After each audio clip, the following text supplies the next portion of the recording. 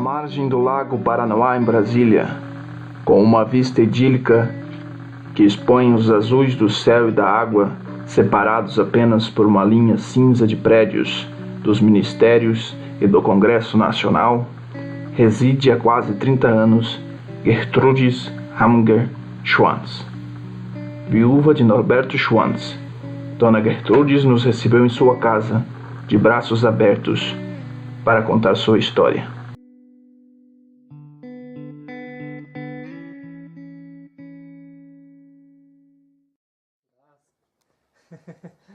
Também faz, de vez em quando tem forró a lenha aqui, ó, tá vendo? Tem os fornos antigos, né? Tem o mais novo, tem forró a lenha.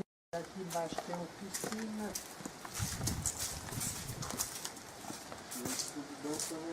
É, o que tem ali é de viagem, né? Tudo. Isso aqui eram viagens pela Alemanha, então em vez de trazer alguma coisa maior, a gente só trouxe lembrancinha. De cada lugar tem alguma coisa típica, né? Um broche, uma coisa que reporta isso. E a gente viajou bastante, então trouxe bastante coisa. Eu estive na China vendo meu pai nasceu lá, né? Na China. Trouxe alguma coisa. Coisas de fora também, lembranças de países. E a gente vai guardando. Faleceu assim esse ano. Reinhard Raminger. Raminger, que eles chamam, né? Ele trabalhava no governo agora, né? E aqui já são coisas mais do Brasil, pedras, cristais, coisas também de fora. É a minha família, né? Né? Tem coisas aqui do Xingu também, que o Norberto foi muito lá. Mas lá no sul, eu trabalhei bastante. Isso aqui, por exemplo, é coisa de Serra Dourada. Essa pedra aqui é muito especial, essa aqui. E se você vê isso aqui, né? Eu sempre achei que era raiz de cerrado. Lá na Serra Dourada, na serra lá, isso acha assim, ó. Tá virado. Assim. É dele. Eu tenho essa sala aqui só com material de guardado, né? O material histórico. Aqui eu tirei um pouco já da água boa, mas tem tudo arquivado, guardado, né? Os projetos e tal aqui. E tem documentos e tudo já mais ou menos organizado, né, para poder ver o que tem aonde.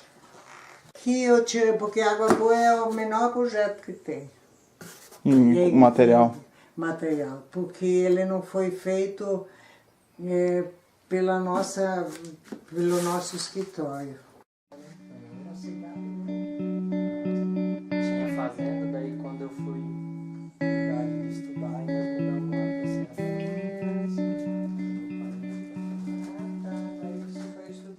Tem fotos que eu separei de diversas maneiras, alguma coisa. Não são muitas, Água Boa. Então tem fotos que eu mais ou menos separei por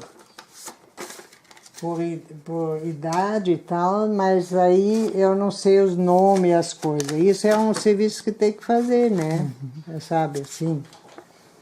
Isso é bom você fazer um trabalho de caderno ou livro e pôr as coisas em cima. Aqui, por exemplo, eu tenho Água Boa há 15 anos, ó. Aqui. Então, dá para olhar ali um pouquinho, deixa assim. Aqui, esse era o ministro. Eu não lembro do nome dele. Que foi lá, ministro da Agricultura. Tem só os mapas e uma descrição pequena. Enquanto que outros projetos já têm muito mais material que é, por exemplo, aqui, ó. É do Água Boa 2 e Água Boa 3. Aqui embaixo, ó, que tem que... Ainda uma metade o Martin já fez. Agora isso aqui tem que copiar tudo, né? São fotos sem fim, que são de slides. São todas guardadas, todas feitas pelo Norberto, né? E os filmes Super 8, os 16, os Super 8, eu não sei quais são esses aqui. São Super 8. Esse aqui ele também tem que fazer... Eu te falei do início que a gente teve que comprar mapas, né, do exército lá, para tu ter uma ideia como foi. Eles vinham, eu agora não sei, eles vinham assim né? Assim, e daí a gente fazia um trabalho de dividir, né, Os lotes. fazer um projeto em cima, depois colocar no chão. Culuene. Ah, isso Como é é? culuene. Culuene, pode ser. Cada um tem aqui, o senhor, né, trabalhado. Então essa interpretação, ela foi muito difícil. E quem fez tudo isso aqui, essa interpretação, esse trabalho minucioso aqui foi Orlando Reber. Então a gente fazia isso maior, aumentava e aí dava um mapa enorme assim. Isso aqui é um mapa. As negativas tinha que fazer, tirar, analisar, sobrevoar para ver, porque a gente depois colocar no chão, né? Esse aqui eu não sei o que é, mas tudo tem descrição aqui. Da cultura.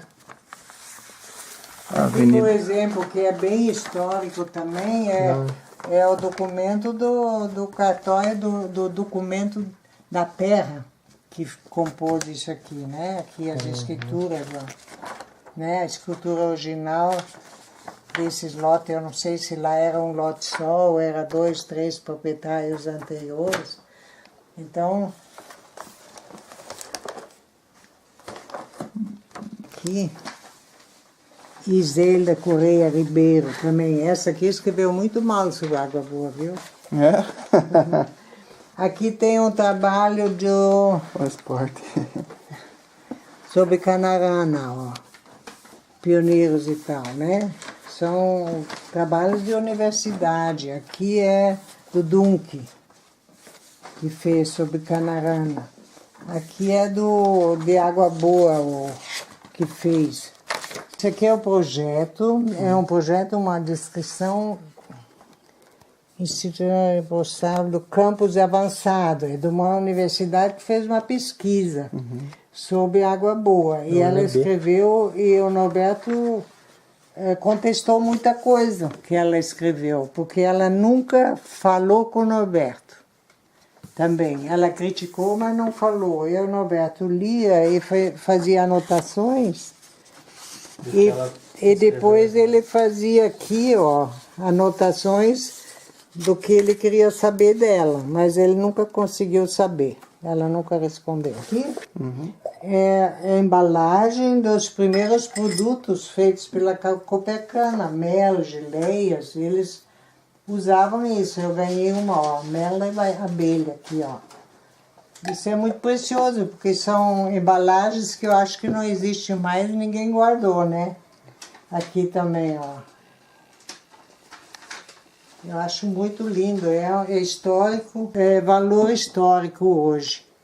Tá, eu sou Gertrude Schwantes, nascida em Raminher.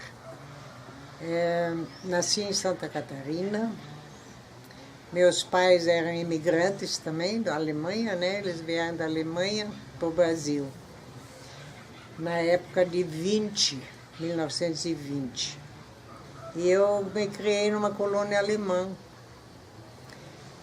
onde eu fiquei, estudei escolas primárias, só que tinha ali. Não tínhamos, na época, condições de estudos fora. do local. Então, a gente se formou lá mesmo, na prática e na teoria, o que tinha para oferecer, a gente fez. Lá também eu conheci o Norberto, casamos e fomos morar em Tenente Portela, que era a primeira comunidade dele também, comunidade luterana. E Tenente Portela era um município muito pequeno ainda.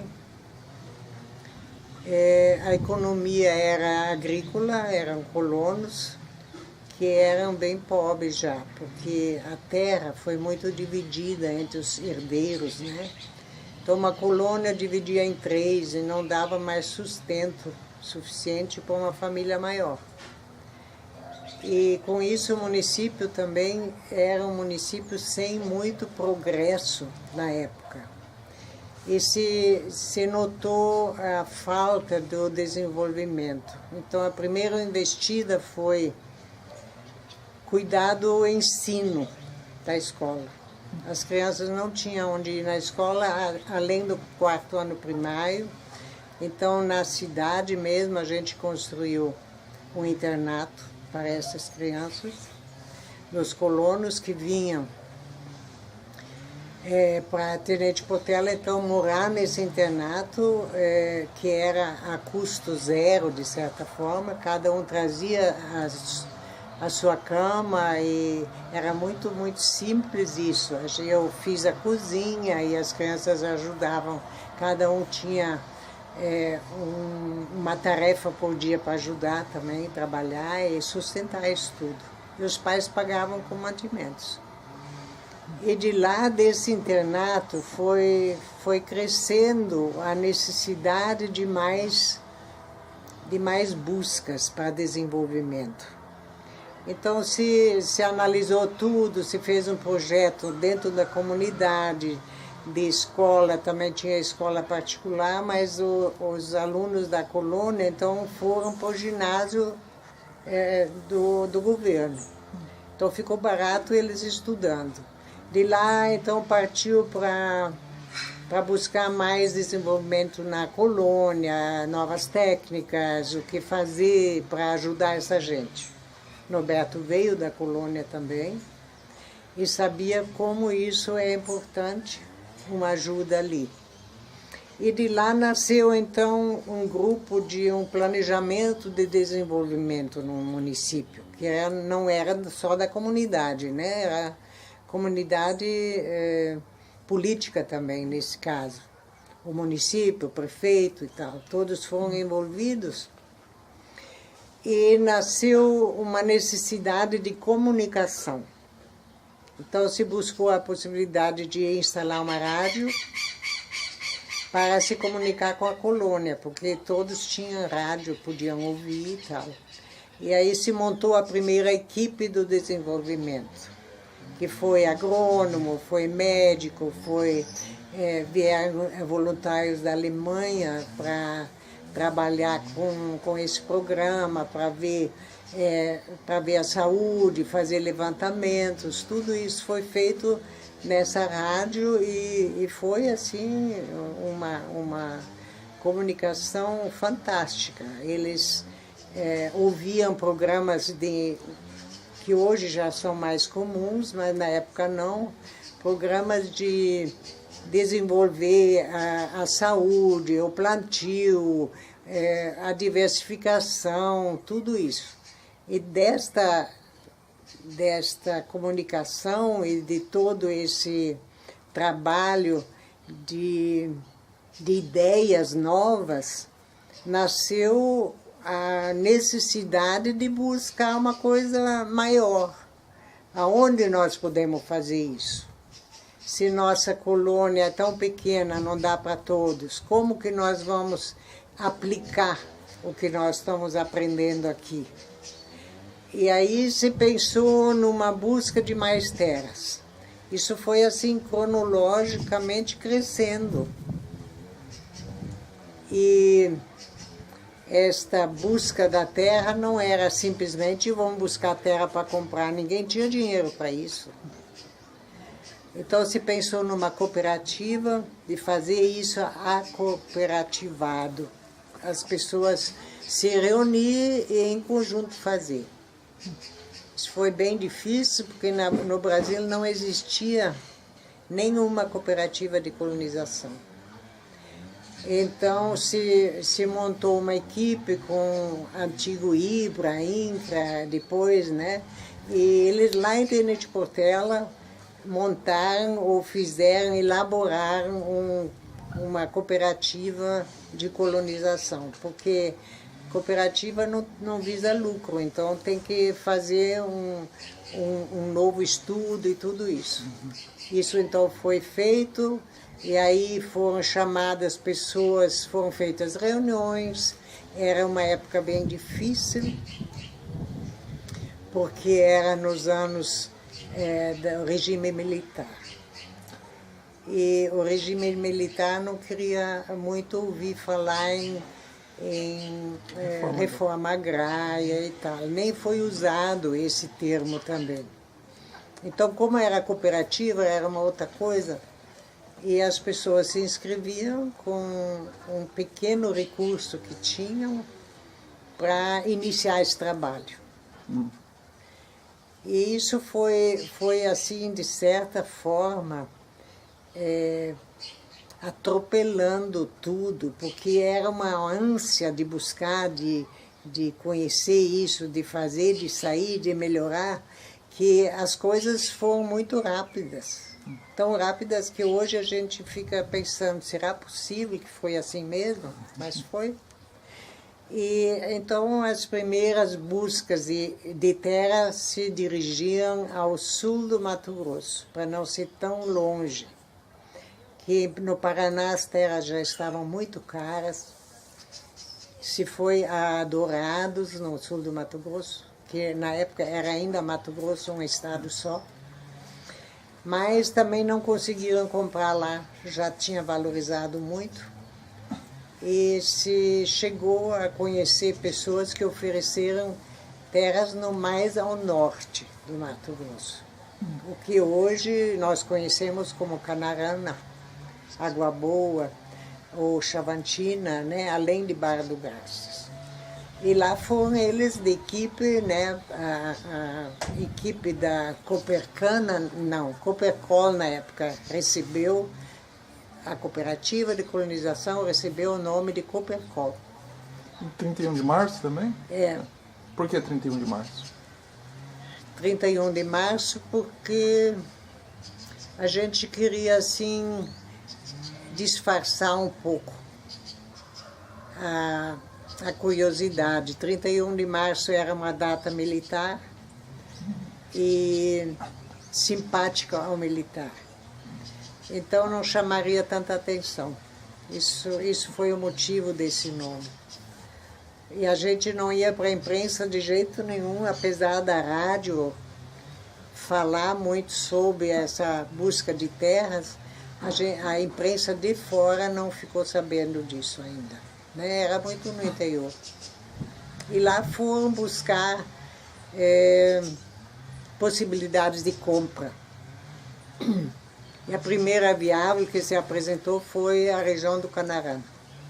Essa grande gleba era de uma pessoa só. A senhora lembra o nome da pessoa? Era, eu acho que quem vendeu foi uns, mas era do Toneto, eu acho. Toneto, né? né? Toneto. E ele era de Santa Maria. E tinha só comprado esses títulos lá, estavam lá e foram comprados então pela Coopercol. Mas isso depois de um longo estudo e muita burocracia, caminhos que não se conhecia ainda. Bem nessa época também de buscar essas terras, foi criado o Proterra pelo Banco do Brasil. E o projeto Canarana foi o primeiro projeto financiado pelo Banco do Brasil para a Coopercol. Isso implicou em muito trabalho de documentação, porque ninguém conhecia o caminho ainda, tudo era busca de coisas. Então foi uma época bem difícil. mas conseguimos. Nas pesquisas que fizeram no Mato Grosso antes da mudança, vocês tiveram a ajuda do pessoal que já estava lá, o Paulo Alemão, o pessoal que já estava estabelecido no Val, essa região mais ao sul da Canarana? Esse pessoal do Val, ali do sul do Canarana, perto da Água Boa, eles não tinham conhecimento disso antes. Só quando foi a equipe para lá, que ficou sabendo e foi recebida por esse povo lá do Paulo, né, Paulo que Alemão. chama o alemão. E a equipe que foi conhecer, que era a diretoria da Copecol, foi muito bem recebida, e ali que eles receberam informações e foram conhecer um pouco mais do clima, das possibilidades, e eles foram ajudar a olhar também se isso está certo. Foram muito valiosas as contribuições desse pessoal, que já tinha uma certa experiência, né? Mas eles não participaram diretamente do projeto, não. Eles eram um elo de informação, muito importante na época, muito mesmo. Tinha conhecimento da área? Conhecimento da área, tudo. E esse projeto, então, foi elaborado no Rio de Janeiro, porque lá que estava o INCRA, lá que estava a direção do Banco do Brasil, e tudo era desconhecido e muito difícil também de achar os caminhos. E Norberto andava muito para um lado, para outro, para provar essas coisas. Também a rádio, na época, foi bem difícil, porque isso eram coisas novas que se buscava. E o projeto saiu e foi implantado a partir de 71. 71 se começou, né, 1971, e 72 chegaram os primeiros moradores do Canarana. No caso, era Projeto Canarana já, ou era Projeto Canarana 1, Canarana 2? Não, era Projeto Canarana. Nem chamava porque a gente não estava vendo outros projetos. Era esse projeto em si, o plano. E quando você chegou lá e se viu e se implantou com muita dificuldade aquilo tudo, as dificuldades também cresceram, porque não tinha apoio do governo, que era desconhecido, era tudo para fazer, desde abrir estradas e as medições, era tudo feito por terra ainda, né? As equipes tinham que andar a pé, medindo o rio, medindo tudo. Não tinha o GPS de hoje, não tinha o telefone de hoje, não tinha essas facilidades. E ali a gente foi trabalhando, vendo, acampando de um para outro, um ajudando o outro e todos ajudando todos. Era uma época muito, muito dura, principalmente para as famílias. Eram quantas famílias que aceitaram esse desafio? O primeiro projeto tinha 81 lotes. 81 famílias. 81 famílias, das quais acho que 3 ou 4 não vieram logo, porque todos vieram no começo de agosto de 1972. Eu também fui, Norberto foi junto, ele disse que temos que ir junto com os primeiros para aquilo não dar errado, para ver o que tem que fazer, o que tem que replanejar, como que faz, o que precisa. E aí eu também eu tive o Alexandre, nasceu em Barra do Garças, um dia eu cheguei, outro dia ele nasceu. E quando ele tinha 2 meses, eu então fui morar no Canarana, que ainda não tinha incluído o planejamento da cidade, só agrovilas no primeiro projeto. A cidade foi uma necessidade que se viu depois de estar lá. Então foi planejada a cidade e medida a cidade também junto com as agrovilas, para cada um morar na agrovila, mas para na cidade ter as escolas e o apoio necessário, né, o hospital e essas coisas tinha que estar lá. não nas agrovilas que ficavam muito distantes. Foi um trabalho bem difícil. Tudo era barraca, não tinha casa, não tinha serraria, isso foi chegando depois, né? Tudo foi instalado com a necessidade e com muita dificuldade também, porque esse povo que foi para lá não tinha verbas, não tinha lastro financeiro, para nada. Então, foi uma época onde um ajudava o outro, onde tudo era comunidade, comum. Era uma época onde também não se separavam as igrejas, o tipo de fazer. Cada um era o vizinho do outro e ajudava o outro. Inclusive a primeira lavoura foi comunitária, né? A primeira lavoura foi comunitária porque só havia um trator que se conseguiu comprar. Na época não tinha dinheiro também, os financiamentos particulares para o colono ainda não tinham saído.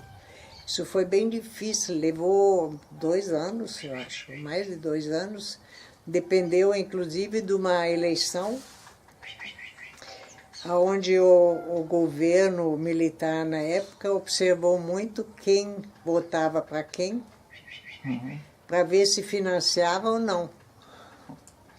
E essa malandragem a gente também ficou sabendo e sabia, e eu, na época, conversava com muitos que não eram do partido do governo, né? Apesar de não ser nada político ali, a gente pedia para cada um votar para receber o financiamento, não pela convicção política. E isso deu o pessoal entendeu, e atendeu com desgosto às vezes, né? Porque sabia que era importante, e no outro mês, logo depois da eleição, que ela foi tão maciça para o partido do governo na época, que chamou a atenção, e com isso o financiamento também saiu mais rápido. Isso foi em 1900 Isso foi Canarana, foi? Mas em que ano isso foi? Eu acho que foi 74. 74 para 75. Eu acho, eu não tenho lembrança Aí, no certa. caso, a Água Boa já estava começando, já conseguiu esse financiamento, né? Já não... 75. Depois que Canarana, então, foi implantado, que teve tantos problemas de estrada, que teve problema de comunicação de tudo, que o governo não estava presente, Norberto notou e viu e falou: nós temos que criar um problema maior para o governo atender. Então nós temos que chamar a atenção e vamos fazer mais projetos, vamos trazer mais gente para ter mais força de reivindicar. E aí nasceu Canarana 2, aí veio Água Boa, depois Canarana 3, eu não sei bem a cronologia, não lembro bem, teria que olhar nos documentos, mas Água Boa foi assim um projeto muito rápido, porque veio um grupo fechado já no sul, né, que não era de Tenente Portela, alguns só. Foi implantado também, e com a implantação de 3, 4 projetos rápidos, perto um do outro, se criou uma força maior de reivindicar. Melhoria de estrada, telefonia, ou então luz elétrica, ou coisa assim, né? Então, deu certo esse plano de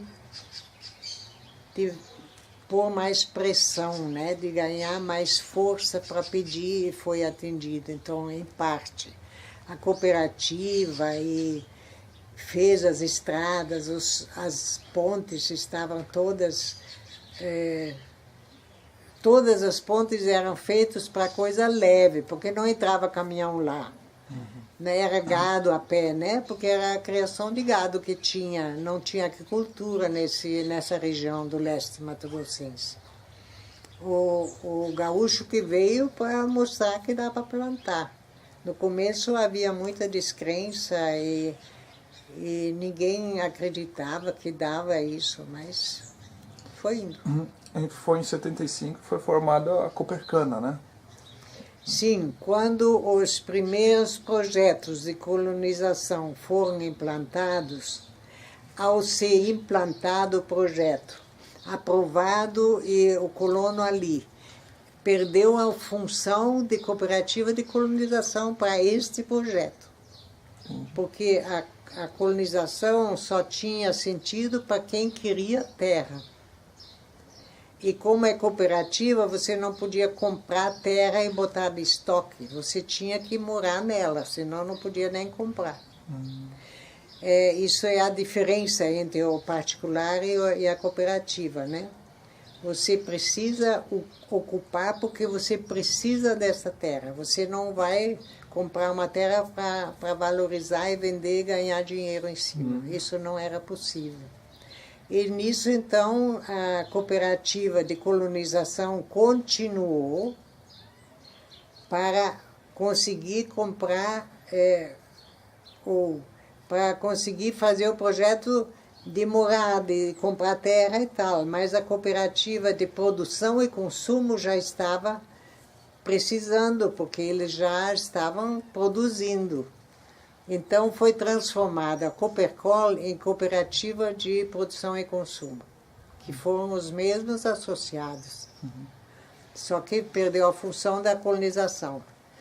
E para você comprar pela cooperativa terras e fazer um projeto, você tinha que reunir todos os acooperativados para votar, deliberar e tal. Isso ficou muito difícil, porque era muito longe um do outro. Então, não se queria parar de colonizar, foi fundada a Conagro, que fazia isso, que era uma firma onde o Norberto e o Bertoni, que era o que desde o começo estava ali, o técnico jurídico dos projetos. Então, eles começaram a fazer o mesmo sistema de comprar e dividir e vender como a Coopercol, só que de uma forma diferente, porque não era a cooperativada mais. Entendi. Né? E foi essa empresa que trabalhou em Água Boa, né? Eu nem sei se foi implantado pela Cooper... Não, a Água Boa não foi pela Coopercol? Não, acho que Eu não. tenho que olhar, porque isso era tão junto que eu hoje esqueci. Ela era pela Conagro. Tanto que ela falou que tem pouco material da cooperativa sobre Água Boa por isso, né? Que é a Conagro que... Ah, tá certo, era da Conagro já. Então já tinha implantado outros projetos e a Água Boa, a Coopercol, eu não sei bem, Garapu e tal, também era Coopercol, né? E eu confundo um pouco, porque eu preciso olhar no documento. São muitos projetos também, né? São muitos projetos. A senhora estava no dia da inauguração da Copercana, foi lá no Sul, né? Foi 5, se eu não me engano, 5 de julho de 1975 que assinaram a... Copercana eu não estava presente. Mas foi lá para o Sul, né? Isso foi do pessoal da Água Boa, né? 2, 3 dias fundou. 2 dias depois, o pessoal já se mandou. Porque precisava uma cooperativa, eu acho, né? E eles já tinham mais conhecimento de cooperativa de produção e consumo, né? Já sabiam o valor disso, então, o pessoal da Água Boa. Dá para dizer que Canarana e Água Boa são as duas cidades irmãs, né? São muito juntas e da mesma origem do Sul, né? Então, muitas coisas ali são irmanadas, eu acho, né?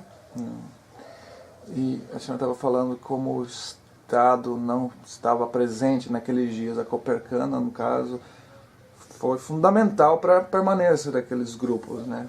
Eles tinham que se unir, porque senão não saía produção nenhuma, né? Já ficou tudo encalhado nas chuvas, teve que construir os armazéns para poder guardar o produto, para poder sair.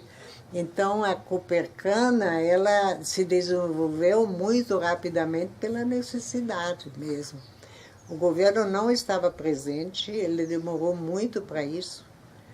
E só depois que foi comprovado que essa região nova de produção agrícola rendeu muito o imposto para o governo, que ele deu atenção. Só mais tarde. Já nos anos 80. Foi. No começo, as estradas... As estradas estavam, não tinha nada nem levantadas, as pontes eram todas de pontilhões, né? E acostumadas a pesos leves, não a caminhões carregados de produto, né? Isso foi bem difícil também nessa época. Teve que construir uma usina de calcário para atender os produtores? A usina, a necessidade de melhora do solo foi um grande anseio, um problema que se queria resolver, porque o colono dependia disso, né, o progresso da região. Então a Embrapa na época também já estava presente, né, para ajudar a melhorar e mostrar qual é a melhor semente para se plantar, a melhor qualidade e tal. E com isso também se buscou outros meios. E isso, as coisas às vezes acontecem de uma forma inesperada, como o calcário que fica lá perto desses projetos todos, na região. Não tinha... Esse calcário, essa fazenda chamada Santa Terezinha, teve um investimento enorme de alguém lá de São Paulo que faliu.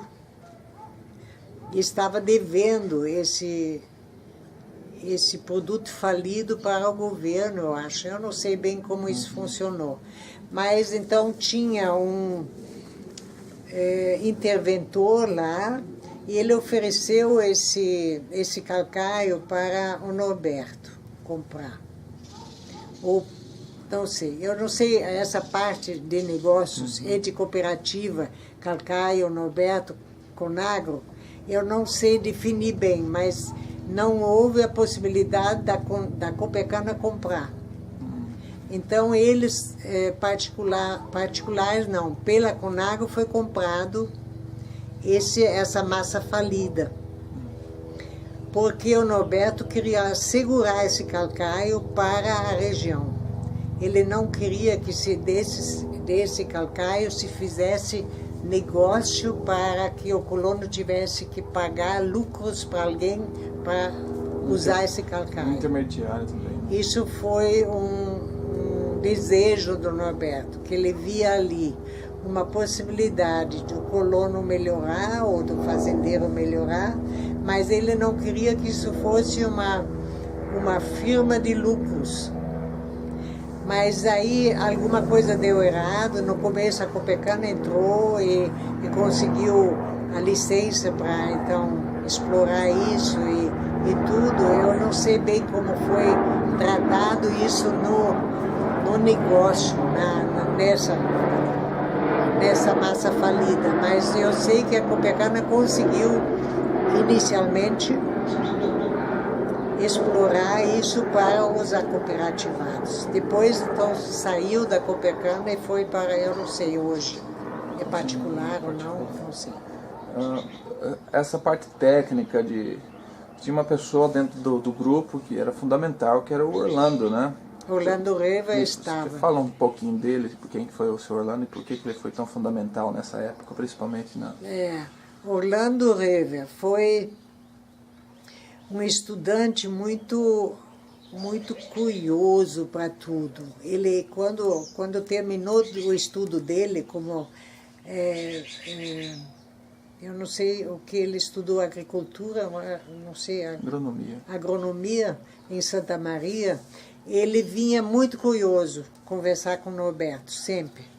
Curioso para ver o que tinha, o que podia fazer, como que faz, e o Norberto conseguiu envolver ele desde o começo estava envolvido nesse projeto e na fundação da Coopercol, na busca de melhoras, como se pode fazer. Ele fez inclusive um curso na Alemanha para conhecer lá algumas coisas de recuperação de solos e tudo, e veio e estava participando. Ele foi que ajudou a elaborar todos os projetos, a fazer análise dos solos, ver isso tudo. Inclusive tem uns filmes que é onde isso está demonstrado. Na primeira viagem que vieram, ele veio junto, ele recolheu o material para análise, tudo isso. Ele sempre estava presente na parte técnica dessa cooperativa. Ele foi uma pessoa das mais importantes lá dentro. Tanto é que ele também, mais tarde, assumiu a presidência da Copercana, né? E essa parte, quando chegaram os produtores, eles começaram a plantar arroz, né? Que era um produto na época, tanto que a produção de arroz no município, na época da Barra, subiu muito, né? Mas isso o solo foi perdendo... Precisava de calcário. O arroz não precisava de calcário, depois foi entrando a soja. Senhora... Mas o arroz, no começo, foi uma opção necessária. Todos os colonos não eram plantadores de arroz, a não ser um arrozinho lá para consumo próprio, né? Então a Embrapa entrou, junto com o Orlando, que cuidou dessa parte, entrou para auxiliar na busca de qual semente, arroz no sequeiro, de terras secas e tal, era uma coisa nova, né? Então, o arroz era o primeiro a ser plantado por causa das colheitas. A máquina colhedeira, ela tinha problema de colher, porque por causa das raízes. O soja, por exemplo, que era mais conhecido no sul já, que teria sido mais fácil, ele tem a colheita muito no chão, muito rente ao chão. E tinha muita raiz nessa terra de cerrado ainda. Então não tinha como entrar com a máquina ali, você acabava estragando tudo. E o arroz colhe um pouco mais alto.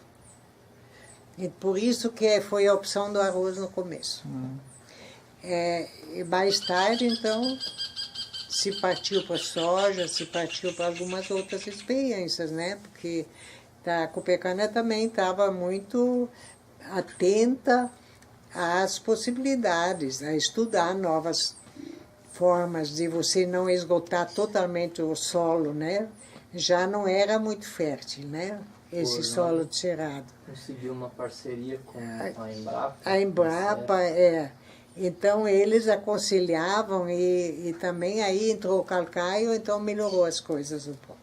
A Copercana, a Copercana já tinha uma preocupação, a senhora falou, com o meio ambiente desde muito cedo, né? Desde a elaboração dos projetos.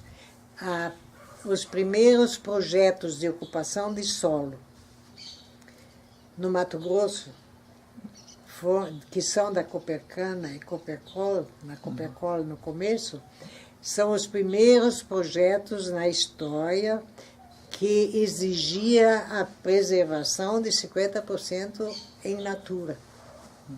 Você podia abrir do teu lote a metade. Isso está lá escrito nos projetos, era necessário fazer isso para já preservar 50% em nativo, né? Isso depois era mudou isso. Uma lei federal, né? Era na lei federal, tinha uma lei que não podia dividir os lotes a menos de 86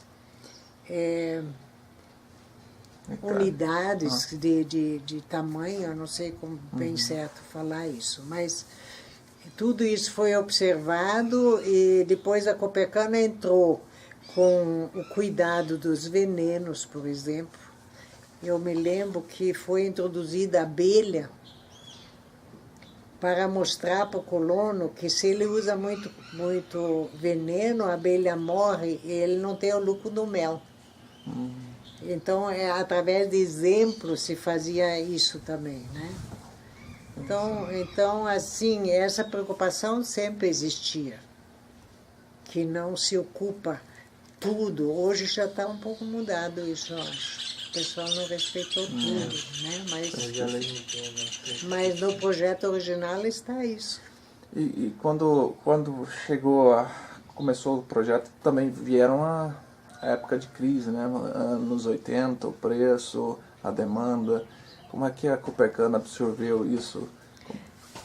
Olha, eu não sei falar muito sobre isso na época. A parte comercial da Copercana eu não acompanhei muito. Eu só sei que houve... Porque eu sempre estava nos projetos, na aprovação dos projetos, elaboração dos projetos, na retaguarda dos projetos.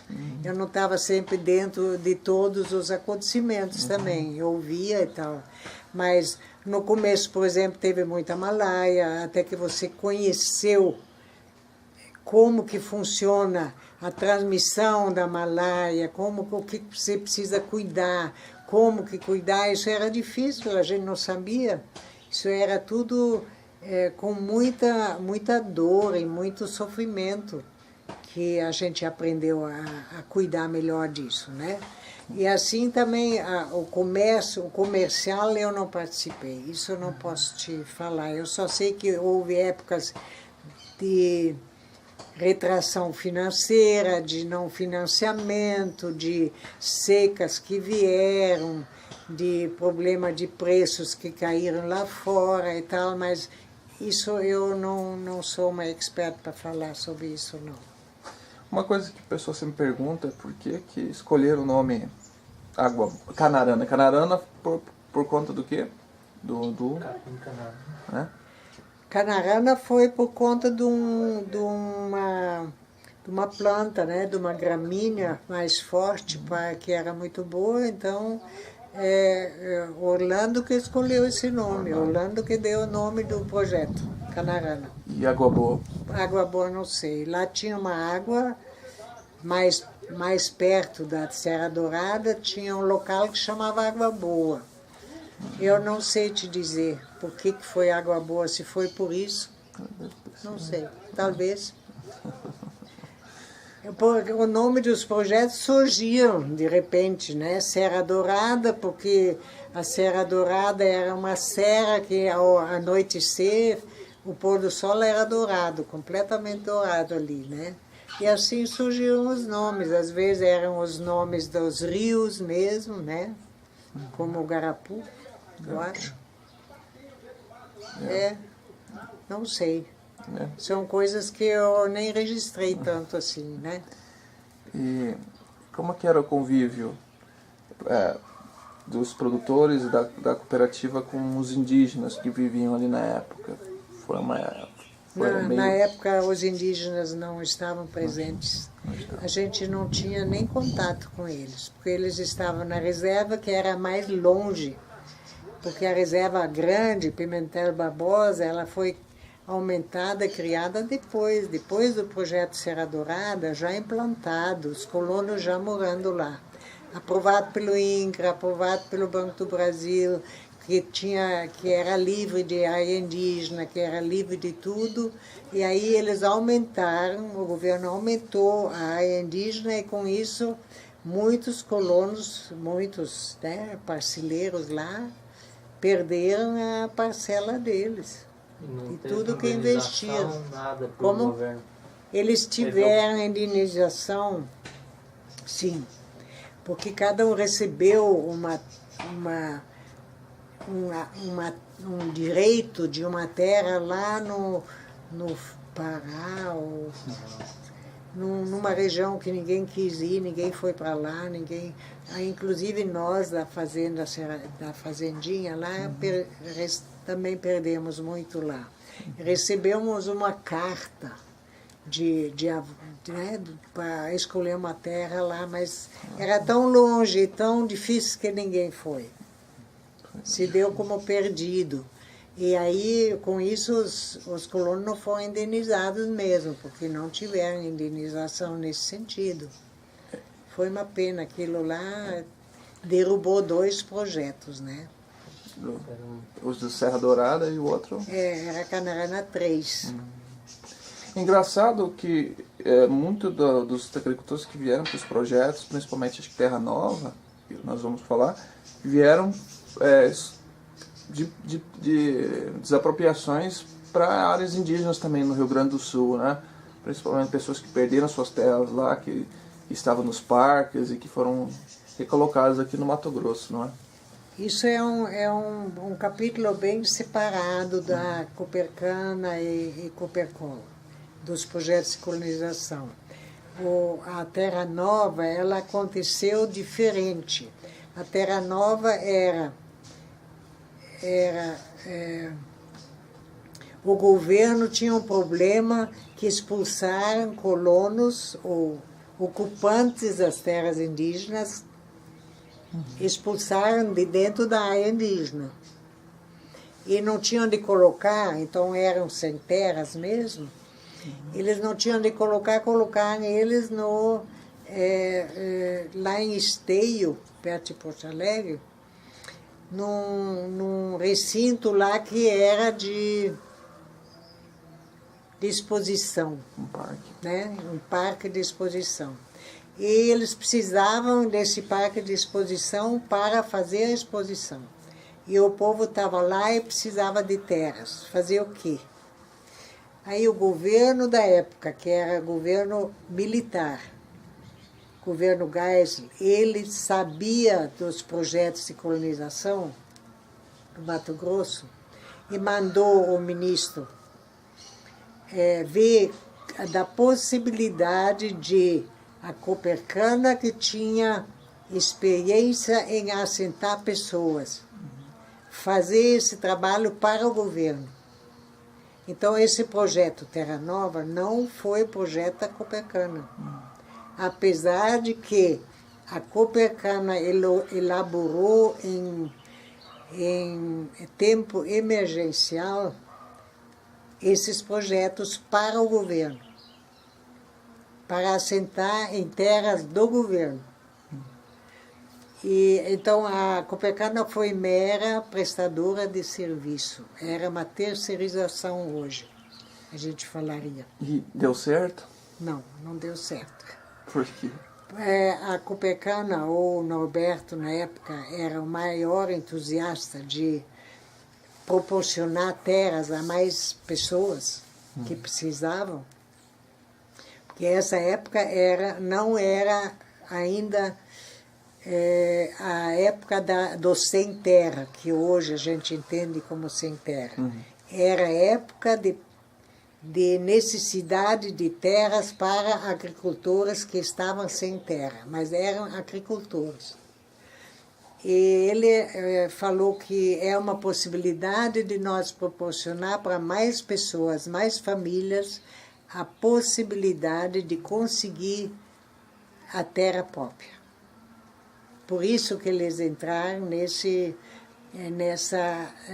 trabalho emergencial do governo, onde tudo foi consolidado, foi apresentado um anteprojeto, foi assinado, aprovado, as verbas, os orçamentos aprovados com datas de liberação das verbas, tudo documentado, né? Isso está aí.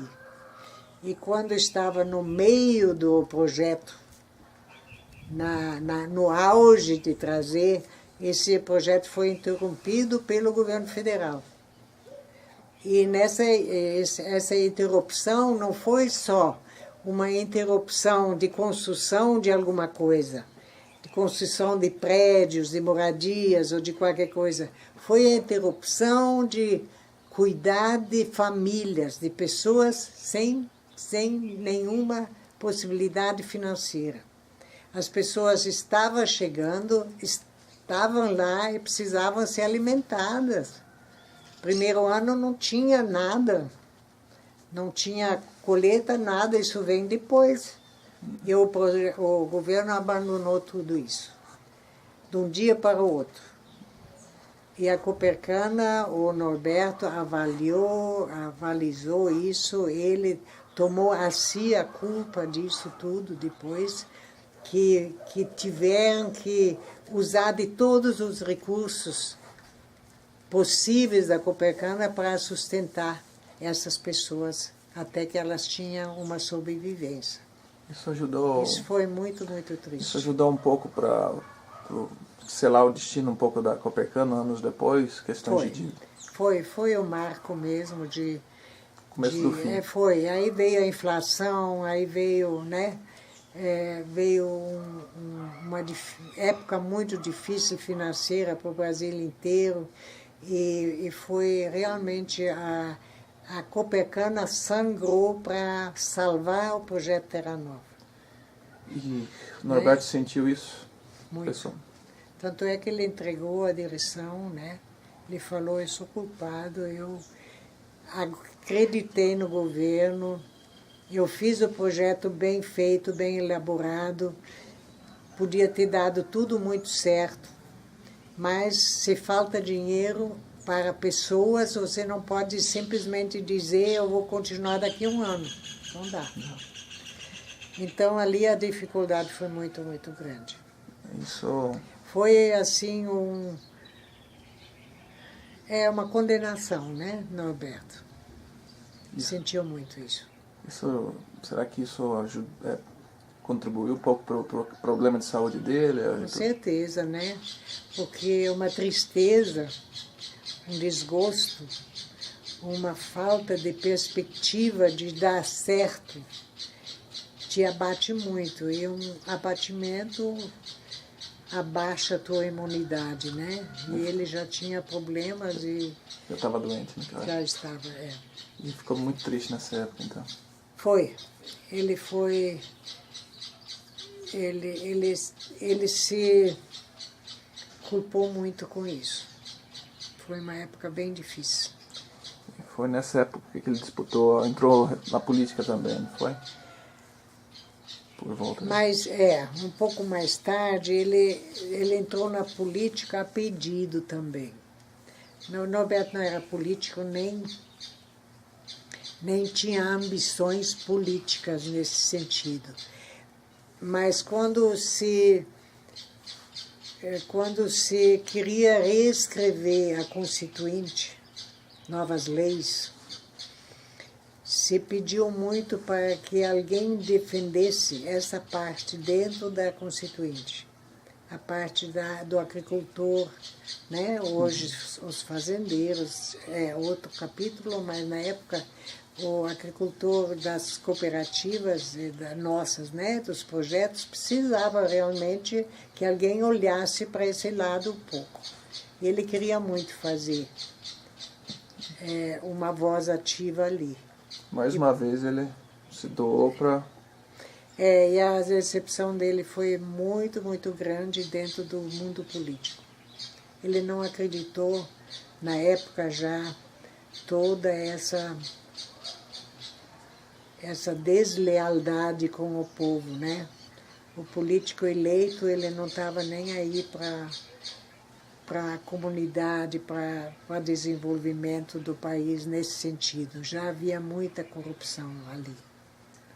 E ele não pôde acreditar que isso existe assim, que isso era tão violento dentro disso. Porque ele Norberto, ele trabalhou a vida dele para a comunidade, né? Porque ele viu nisso um prazer, uma coisa. Ele sempre dizia, eu quero fazer porque eu sei como fazer. Eu vejo como eu posso fazer. Eu vejo as possibilidades, então eu tenho o dever de fazer isso. E ele foi uma pessoa que queria fazer isso. Ele viu nisso o sentido da vida dele. Então, um homem abençoado. Pois é, parecia que ele não adivinhou que não ia viver muitos anos, né? Porque para ele tudo era para ontem, era rápido, tinha que andar, tinha que correr, tinha que buscar para que desse certo, para dar. E deu, né? Quando eu vejo hoje, quando eu ponho na balança o que deu certo e o que deu errado, muito mais certo do que errado. A menos tem um novo Mato Grosso aí que pode dizer que conquistou, que está progredindo, que tem progresso, que trouxe alguma coisa para para si próprio, para sua família, para sua comunidade e para que não dizer para o Estado e o Brasil, né? Porque o Mato Grosso realmente mudou de extrativismo para produção depois que o gaúcho veio, né? Porque isso não é mérito do Norberto. Mérito do Norberto é que ele viu a possibilidade. Mas quem conquistou o chão, quem conquistou o Mato Grosso, a agricultura lá, foi o parceiro que foi para lá, que trabalhou duramente, né? Não vamos esquecer isso. Muitas saudades? São Norberto? Tem, também, claro. Mas eu tenho também uma consciência de ter preenchido minha vida e vivido uma época da minha vida bem repleta em tudo, em muito trabalho, em muito progresso, em coisas que eu tive que aprender, tristezas de perda, de ganho. Então eu não lamento, não. Eu fico grata por tudo que eu consegui viver, consegui ajudar, consegui estar do lado e fico feliz em poder ver isso tudo hoje, desenvolvendo, porque ainda não está pronto, né? E só sinto que ele, Norberto, não conseguiu ou não consegue viver isso ainda na vida dele. Mas ele está em espírito com todo mundo aqui. Somos todos filhos de Norberto aqui. Todos filhos do Norberto, né? De certa forma. Sim, é muito bonito o pessoal falar isso. E eu fico muito feliz em sentir, quando eu passo em poucas vezes que eu estou indo, onde eu passo eu sou reconhecida, lembrada e a gente conta as histórias que passou junto, que não são poucas, né? Muito bom isso. Região, todas as regiões, né, de projetos, onde eu tive, onde eu não tive, onde eu convivi, onde eu trabalhei mais de longe, porque minha vida foi dedicada mesmo a esse trabalho também. Eu só quero dizer, progridam, buscam sempre novidades. Vão buscando, não estagnam. Sempre tem coisa nova, tem muito a crescer ainda. E se orgulhem do que fizeram. Continue assim, cada um, e eu também quero dar uma mensagem especial para as mulheres. As esposas dos pioneiros são muitas vezes um pouco esquecidas. Elas foram as maiores heroínas que eu conheci na minha vida. Porque eles tinham os filhos nos braços, com muito problema. E eu acho que merecem toda e qualquer homenagem nesse mundo.